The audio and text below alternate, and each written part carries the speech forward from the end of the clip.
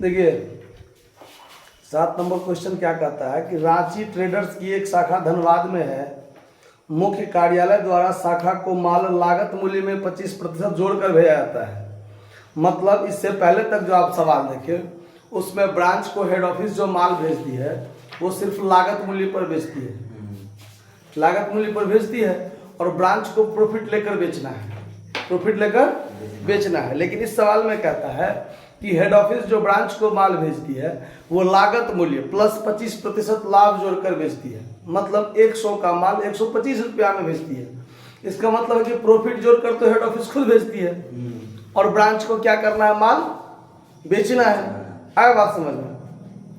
तो जब ब्रांच को मतलब लागत मूल्य प्लस लाभ जोड़कर भेजा ही जाता है तो फिर ब्रांच ने कितना लाभ कमाया इसकी जानकारी कैसे होगा? इसकी जानकारी नहीं हो पाएगा। इसीलिए जो माल भेजा गया है जिसमें लाभ शामिल है उस लाभ को हम लोगों को क्या करना पड़ता है, समाप्त करना पड़ता है। क्या करना पड़ता है? समाप्त करना पड़ता है। फिर आगे देखिए क्या कहता है। बाकी विवरण जो है आपका ओपनिंग स्टॉक दिया हुआ है, क्लोजिंग स्टॉक दिया हुआ है, देनदार है ओपनिंग, ठीक है, मुख्य कार्यालय द्वारा माल भेजा गया है, किराया कर है, विविध व्यय है, नगद बिक्री है, उधार बिक्री है, फिर देनदारों से प्राप्त रकम है। लेकिन क्लोजिंग डेटर सवाल में नहीं दिया हुआ है, क्लोजिंग डेटर नहीं दिया हुआ है। तो हमको ब्रांच डेटर अकाउंट खोलकर सबसे पहला काम क्या होगा कि ब्रांच डेटर अकाउंट खोलिए और क्लोजिंग डेटर का क्या कीजिए, कैलकुलेशन कीजिए, ठीक है। तो देखिए सबसे पहला काम क्या करेंगे हम लोग, ब्रांच डेटर अकाउंट बनाएंगे। क्वेश्चन नंबर 7, सबसे पहले branch debtor account, branch debtor account,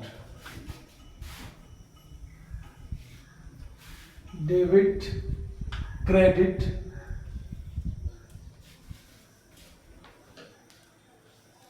ठीक है, पार्टिकुलर अमाउंट आप लोग खुद एडजस्ट कर लीजिएगा। ब्रांच डेटर अकाउंट में सबसे पहले डेबिट में टू बैलेंस बीडी, जो आपका पहले से डेटर है वो आपका डेटर है 4200 रुपया का, तो यहाँ पर 4200 रुपया लिख दिए। उसके बाद आपका डेटर जो बढ़ता है वो उधार बिक्री से, किस चीज से? उधार बिक्री से। तो आप यहाँ पर लिखिए क्रेडिट सेल्स, डेबिट में टू क्रेडिट सेल्स। आपने उधार कितना का बेचा है वो देखिए, आपने उधार बेचा है 21,000 का, 21,000 का, तो यहाँ पर 21,000 लिखिए। उसके बाद फिर तीसरा आइटम है आपका इस खाता से संबंधित कि डेटर से कितना रुपया प्राप्त हुआ, डेटर ने कितना रुपया ब्रांच को दे दिया है। देनदारों से प्राप्त रकम आपका 19,800 है, तो यहाँ लिखिए by cash received, cash received from debtor 19,800 हो गया। ब्रांच डेटर अकाउंट से संबंधित सिर्फ 3 आइटम सवाल में है, तो यहाँ पर हमको क्या करना है, टोटल कर लेना है। ये टोटल हो गया 21,4 25,200, तो यहाँ भी 25,200। अब यहाँ पर आपका देखिए इसमें 200 जोड़ेंगे तो 20,000 यानी 5400। अंत में आपका डेटर कितना बचा हुआ होगा, 5400 बाय बैलेंस सीडी। ये आपका क्लोजिंग डेटर हो गया, क्लोजिंग डेटर हो गया आपका, ठीक है जी। ब्रांच डेटर अकाउंट क्लियर है। अब आपका ब्रांच अकाउंट बनाना है, तो चलिए ब्रांच अकाउंट में अब बनाते हैं। यहां पर ब्रांच अकाउंट, ब्रांच का नाम भी दिया हुआ है आपका धनबाद ब्रांच, धनबाद ब्रांच।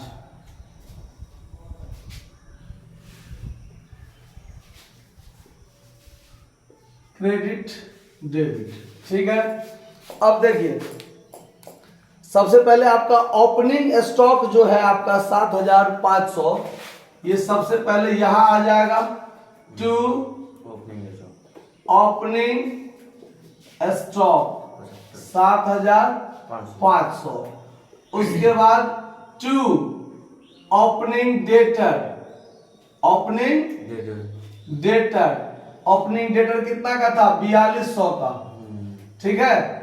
उसके बाद to goods sent to branch या to goods supplied, good supplied कितना है? माल कितना भेजा है मुख्य कार्यालय ने? 54,600, यहां पर दे दीजिए 54,600। उसके बाद खर्चा के नाम पर 3 गो खर्चा है, देखिए, एगो है रेंट एंड टैक्स, तीनों खर्चा के लिए भेजेगा तो टू कैश अकाउंट एक्सपेंस होगा। रेंट एंड टैक्स कितना है? रेंट एंड टैक्स के लिए 2400, 2400। उसके बाद आपका है सन्ड्री चार्ज है 480, सन्ड्री चार्ज 480। उसके बाद आपका वेजेज दिया हुआ है, वेजेज सबसे लास्ट में 2040, 2040। अब टोटल जोड़ दीजिए तो 2 2 4000, 4800, 920, 4920। क्लियर? अब आगे ध्यान दीजिए, क्रेडिट साइड में क्या होगा? तो by cash account, by cash account remittances जो भी होगा, ठीक है। इसमें एक आइटम होता है कैश सेल्स, आपने नगद कितना बेचा है? तो नगद बेचा है आपने 32,400 का, 32,400 का। और एक है आपका कैश रिसीव्ड फ्रॉम डेटर, तो कैश रिसीव्ड फ्रॉम डेटर में आपका 19,800 है। तो टोटल जोड़ के हो गया आपको 200 और 9 2 11 12 का 2 हाथ में 1 3 1 4 1 5, 52,200, ठीक है। फिर आगे देखिए, उसके बाद होता है आपका क्लोजिंग बाय, क्लोजिंग स्टॉक कितना का क्लोजिंग स्टॉक है आपका? लास्ट में 9,000 का है ना। और उसके बाद है by closing debtor, closing debtor कितना का है? क्लोजिंग डेटर ये यहां निकला था 5400 का, 5400 का। देखिए सवाल में जितना आइटम था सारा आइटम हमने लगभग पुट कर लिया। ध्यान दीजिए, अभी नहीं हुआ है, बात खत्म।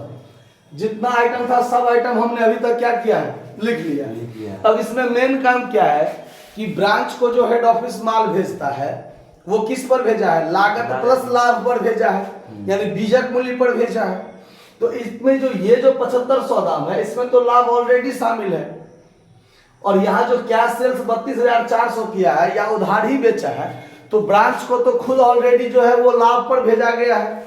हेड ऑफिस ने ब्रांच को लाभ पर माल भेजा है, तो फिर ब्रांच ने कितना प्रॉफिट कमाया वो कैसे पता चलेगा? तो इसलिए इस जितना भी माल वाला आइटम है, देखिए माल वाला आइटम कौन सा होगा? ओपनिंग स्टॉक जो माल के रूप में होगा, गुड सप्लाइड जो माल के रूप में होगा, यहाँ पर क्लोजिंग स्टॉक जो माल के रूप में होगा। इसमें ऑलरेडी प्रॉफिट क्या है? शामिल है। इसमें ऑलरेडी क्या है? प्रॉफिट शामिल है। तो इस प्रॉफिट को हमको क्या करना है? समाप्त करना है। क्या करना है? तो कैसे समाप्त करेंगे?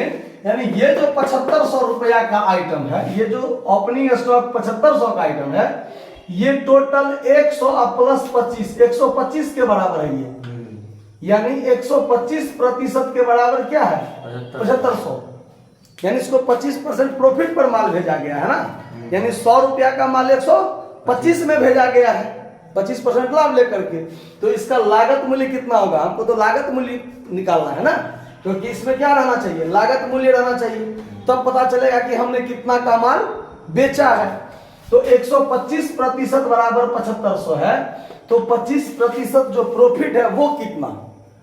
तो ये निकालने के लिए आपका एक ट्रिक भी है, और या तो आप ऐसा देखिए 25/125 से इसमें गुना कर दीजिए, 25/125, क्योंकि ये जो है वो 25% जोड़ के है ना। तो कैसे 25/125 हुआ उस पर ध्यान दीजिए। अब यहाँ लिखिए, चूंकि 125% बराबर 7500, तो 1% बराबर कितना होगा? 7500 भागा 125। इसीलिए 25% प्रॉफिट निकालना है ना हमको। इसमें क्या कर दीजिए, 25 से गुना कर दीजिए। क्लियर? तो अब यहाँ पर काटिएगा तो 25 पंचे 125, अब 5 से काटिएगा कितना? 1500। यानी इस 7500 के प्रॉफिट मतलब ओपनिंग स्टॉक में 1500 क्या है? प्रॉफिट का है। तो ये प्रॉफिट को इधर क्रेडिट साइड में डालकर क्या करना पड़ता है? समाप्त करना पड़ता है। तो यहां लिखेंगे हम लोग to opening stock reserve account. Opening stock reserve account कितना रुपया? 1500 रुपया। तो इसका प्रॉफिट इधर जाकर समाप्त हो गया।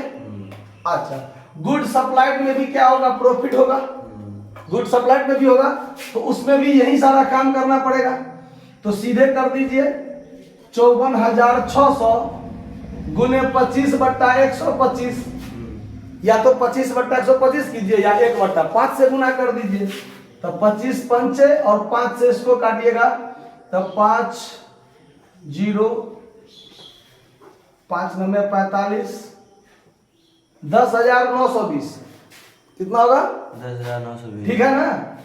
तो यहां पर इस साइड में रखना पड़ेगा बाय गुड्स सप्लाइड रिजर्व। ठीक है? कितना? 10,920। उसके बाद इधर क्लोजिंग स्टॉक में भी तो प्रॉफिट होगा, तो क्लोजिंग स्टॉक का प्रॉफिट रिजर्व इधर समाप्त करेंगे to closing stock reserve account. ठीक है? कितना? तो इसका 9,000 का 1/5, 25/125 का मतलब क्या होता है? 1/5 से गुना करना है, यानी 1800 रुपया आ जाएगा। कितना आ जाएगा? 1800। लगभग सारा काम हम लोग क्या किए? कर लिए। अब क्या करना है? इसका जोड़ घटाव करना है। तो ये क्रेडिट साइड का जोड़ ज्यादा हुआ होगा। 79,020 79,000 79,020 79,020। तो यहाँ भी 79,020 क्या करेंगे? रखेंगे। अब इधर में से ये सारा आइटम घटाएंगे, तो घटाएंगे तब जो आएगा वो क्या आएगा आपका? General PL account profit. तो इसका कैलकुलेशन करके देखिए कितना का अंतर आता है। देखिए, इस टोटल में से जब इसको पूरे को घटाएंगे हम लोग तो कितना आया? घटा के 6,000 आया। ये आपका क्या हो जाएगा? प्रॉफिट। यानी ब्रांच में कुल मिलाकर कितना प्रॉफिट हुआ? 6,000 प्रॉफिट हुआ। धन्यवाद, इसको नोट कर लीजिए।